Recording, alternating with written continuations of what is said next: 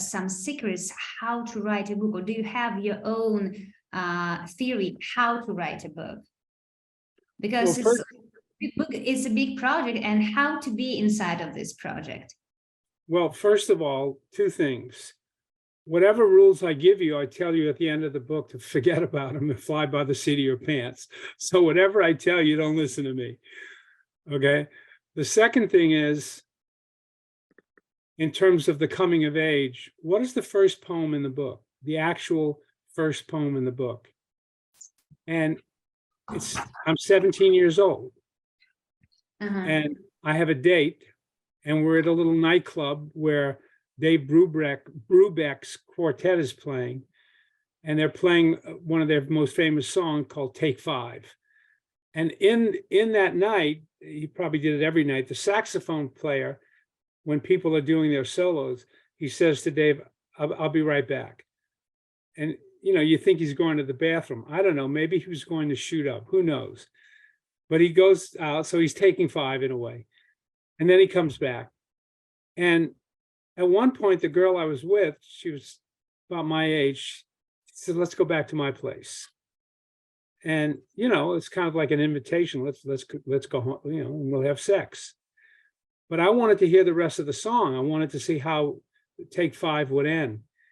And I say at the end of the poem that I would rather be here than, because going home moves my life forward. And I didn't want to go into the future. I wanted to take five forever, which is how the poem ends. I wanted to just be in that take five, because to me, oh, you want me to read the poem? Yeah, why not? Okay. Dave Brubeck's Take Five is playing in the background.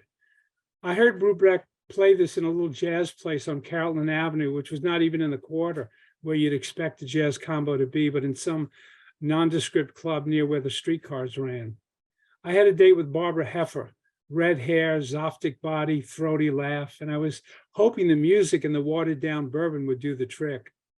After 2 minutes into the song, the sax guy says, I got to go to the John, be right back. Either piss or smack, who knew?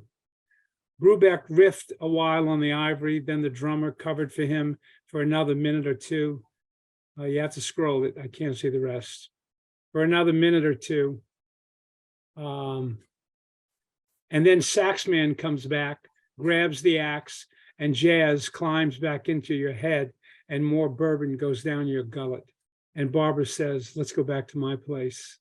And I say, after the song, I'm not sure, but had she walked out on me at that point, I might have stayed anyway, just to hear it all go down. Every time I hear that song, like now, 63 years later, sitting here in my book-filled study, trying to write another poem, another riff on the same theme of love and loss and death and grief, solitude and solidarity, riffs that never come out right. So you try again and again to get it right, though you never do. And then suddenly I'm back in that lounge bar on a nondescript, slow night. I've barely begun my life. I'm back in New Orleans, holding back every ounce of my future, just so as I could sit there and nurse that drink and hear that music and take five forever. So that's the opening poem of the book. And that's part of that reverse structure.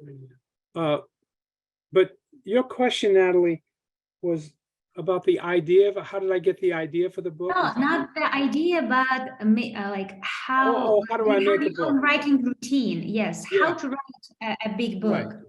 Right. And I was saying, whatever I tell you, forget it, forget it. It was first rule. Yeah. Again, I have this relationship with the product, whether I'm going to do a big book or a fat book or a thin book, and with going to Ralph's to get a chicken. And I have going to Ralph's to get a chicken means just not even knowing what I'm going to do. I have a signage on one of the paintings where it says, when I paint, I go to Ralph's to get a chicken. When I write, I go to the chicken and get the egg. So to me, I have no idea what I'm going to write before I write it. And that takes a long time to practice that. Just me telling you, go to Ralph's to get a chicken and start with nothing. Unless you've practiced that, all of you are going to have an idea in your head before you start. And if you do improvisational theater, you know that when you walk into the space of that page, it's the same thing. When you walk into that space of the stage, it's like the blank page. And the worst thing you can do in improvisational theater is to walk in with an idea, because the idea is your life preserver. You're so afraid that if you don't have an idea or a story or a theme or a plot, that you'll drown. And the only way you're going to learn that you won't drown is to go in the water without the fucking life preserver enough times to discover that if you start writing about nothing, you're going to end up with something. And if you end up with nothing, that's good. That means you didn't force anything, because you're going to have nothing a lot. They're not going to take the Nobel Prize away from you because you had a lot of somethings, but a couple of nothings. Oh, he had nothings. He had bad poems in his trash can. We're going to take the Nobel Prize away.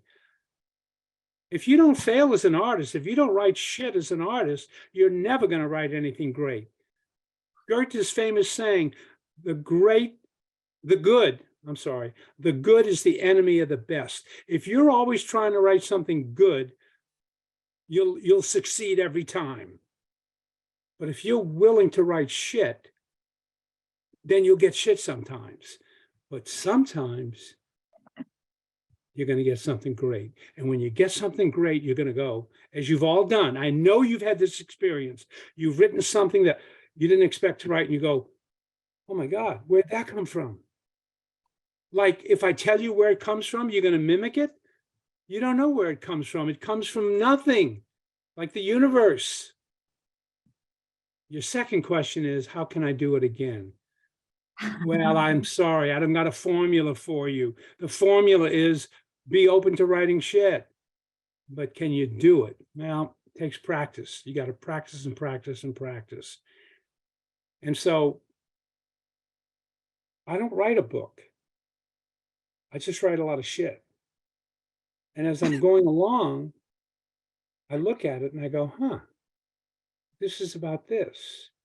This is about that. Now I'm beginning to feel like I would if I were writing one story. Oh, I was just writing a lot of shit, but this is about the time my father came home drunk and I pushed him down and he hit his head on the floor and I thought I killed him. Oh, I didn't realize that. And then you start, just like with an improv, once you start, way leads on to way, and you never know if you're going to come back from that point. So does that sort of answer your question, Natalie?